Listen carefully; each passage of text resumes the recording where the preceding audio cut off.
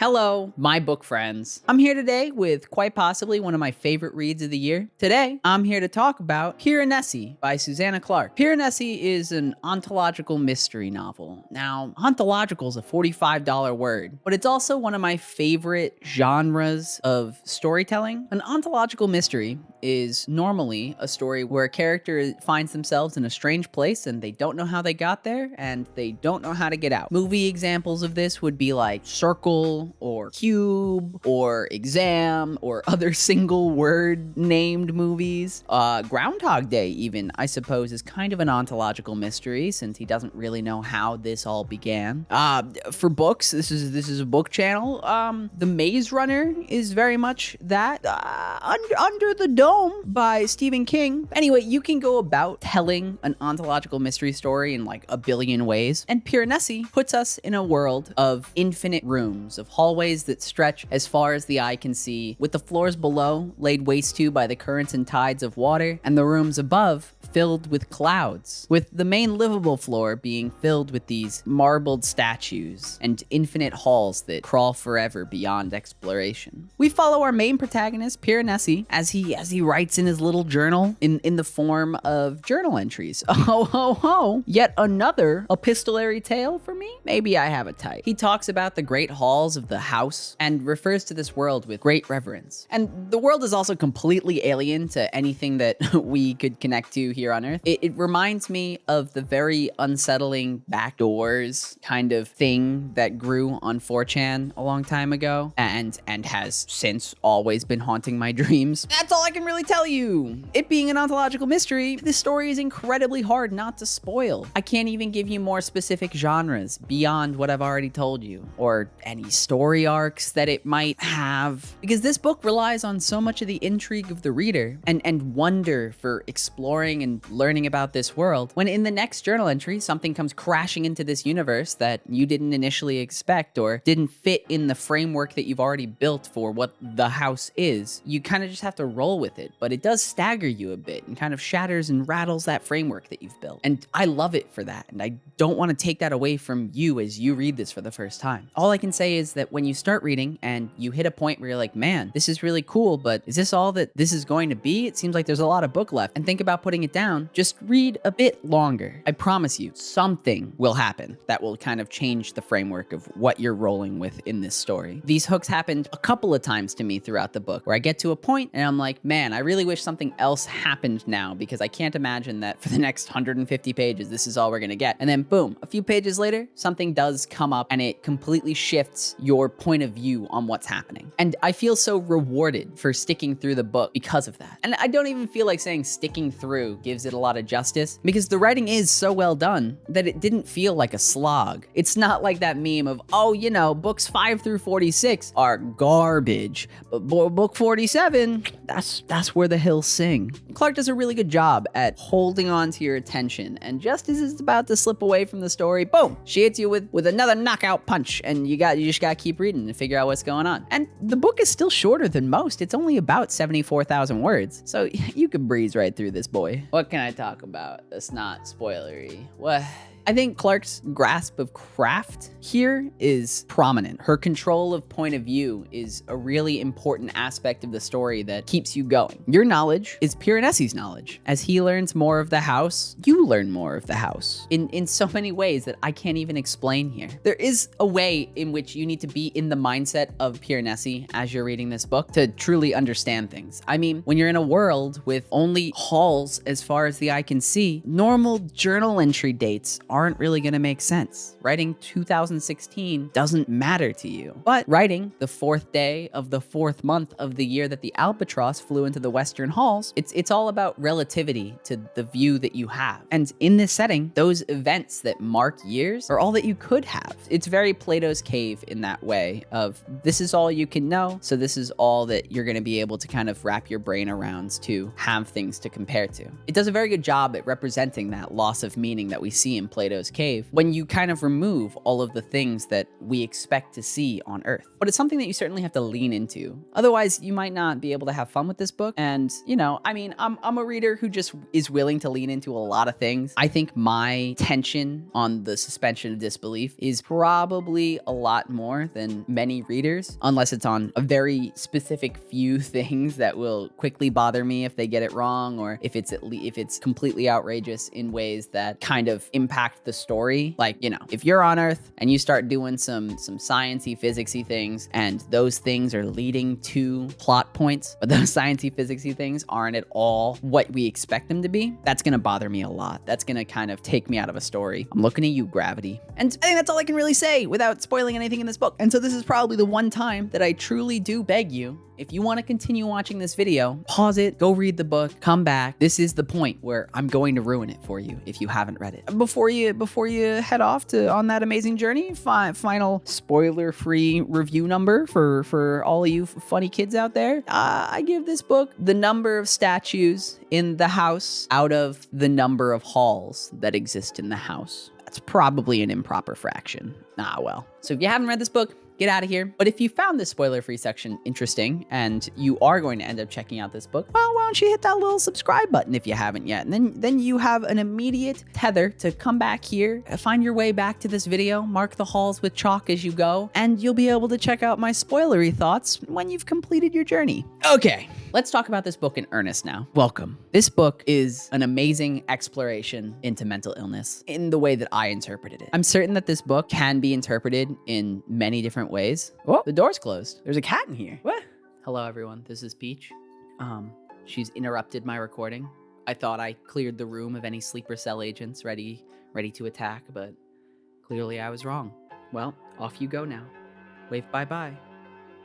The way that I interpret this book, and I am certain that there are plenty of ways that you can interpret this book, so I want to dive into the themes and how I had connected to them as compared to my normal approach of these themes are really clear. I do think to me that these themes were really clear, but I'm not sure how objective they are here. I think you might be able to read into a lot of different things in this book and take away a lot of different lessons depending upon who you are. I'm just going to stick with how I connected with the book, and you can do with that what you will. There's always talk of fantasy books in particular being escape from the real world. One of the budding versions of the genre gave us things like Wizard of Oz, Alice in Wonderland, and most important and relevant to this book, The Chronicles of Narnia. Characters will run away from their real mortal troubles to a fantastical land, and then they'll be able to return having learned something. This book opens with a quote from The Magician's Nephew. You have Ketterly as a named character with a description that they give later on in the book that I think is word for word a description that we get from the Ketterly from Magician's Nephew. I don't know. I haven't read that book in a very long time, but it unraveled something in my brain when I caught it. You have the depiction of that satyr, as well as just some other smaller things, like the house really being kind of an analog for the Wood Between the Worlds that we see in Narnia, or something that's more relevant to what I've read recently. It's a lot like that in-between world in The Magicians, where all the fountains are that take you to the different universes. Returning to the point, the escapism from our world to something better, something safer, is played with here a lot in the themes. I always remember questioning why you would leave Narnia when I was younger, but I've come to terms with the actual point of that escapism. You need to escape to grow and then be able to return having learned those things. Because if you're learning lessons, but you're not actually going to return from this fantastical land, what's the point? In Piranesi, I'm not so certain there's that much of a lesson to learn when you spend a long time in the house. Perhaps that staying too long untethered from reality is bad, and that only brief escapes can really help, and waiting too far and too long into the expanse will ruin you. Or perhaps it's a theme of traumatic events completely reshaping who you are. Being lost in this infinite nothingness is in itself a traumatic event, and it could be an exploration of how these traumatic events can truly break a person down and creating a distinct divide between who we were before and who we are after this event. I don't know. Every time I look at this book and think about it, it just screams mental illness analogies to me. From the manipulation of Piranesi from those around him, to his fear of returning to a world that he no longer recognizes as his own, to beautiful quotes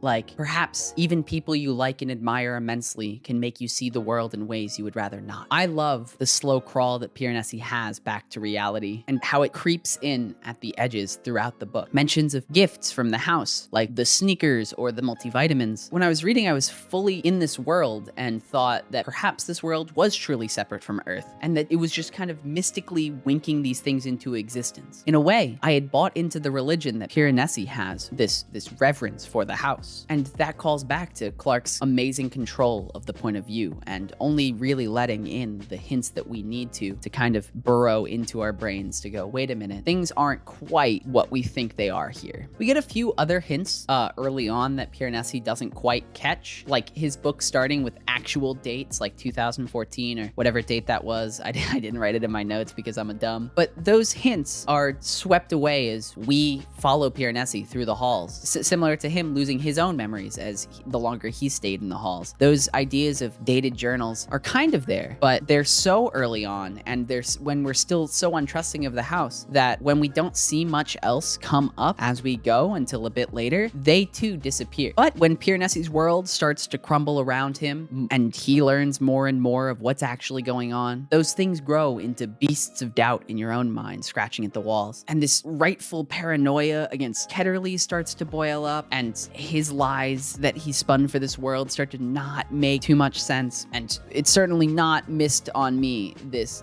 abusive relationship kind of analog that we have, where the abusive partner warping the reality of the victim, essentially. It's very prevalent here, even if it's not at all something that meant to be. I saw a lot of those analogies kind of shine through with Ketterly and Piranesi's interactions. You know, controlling who you're supposed to talk to and who to trust, and I'm the only one that can bring you things that can sustain you, and the threats of, oh, if you don't do this thing, then, well, I don't need you anymore. We don't need to talk anymore. All of these things are so one-to-one, but again, these themes run deep, and it's hard to say what's on purpose and what's not in this book. And when Piranesi returns to our world, I like that he isn't cured. His mind doesn't return to him as one might expect, as I surely expected. He regains understanding of how to function in society, for sure, but Matthew Rose Sorensen is gone, just as the beloved child of the house is left behind when he is saved from that place. He is something wholly new. And if that isn't a beautiful representation of the human condition and how just strong people are in the face of trauma, I don't know what is. If I had to have a complaint about this book, it's that I wanted more of the house. I wanted more answers, something we could never probably truly get in a satisfying way, but it was still something I wanted. They hint at this world essentially being very much so like the cognitive realm from Brandon Sanderson's Cosmere, where human thought is made manifest in the house. And as humans continue on through time, the house grows in size. And they even toy with this idea that if you walked far enough down the halls, you may find where modern conscious is still building rooms. Instead of statues of satyrs, you would see circuit boards. But I just wish that we had some of that fleshed out. It seemed really cool and really interesting, but we never really ventured too far into the house. And this is just a small wish for my need to have big, deep worlds when this was a very focused piece. And because of that, I can't really say that it weakens the book too much. This is just something that I personally still yearn for in this book. I really want to know more about the house. I really want to know about the magic and the kind of this occultism that the antagonists kind of stumble upon. Even he talks to a head, I think at one point. He like does some magic over a head and then it whispers things in his ear, and that's how he's able to get to the house to begin with. And that's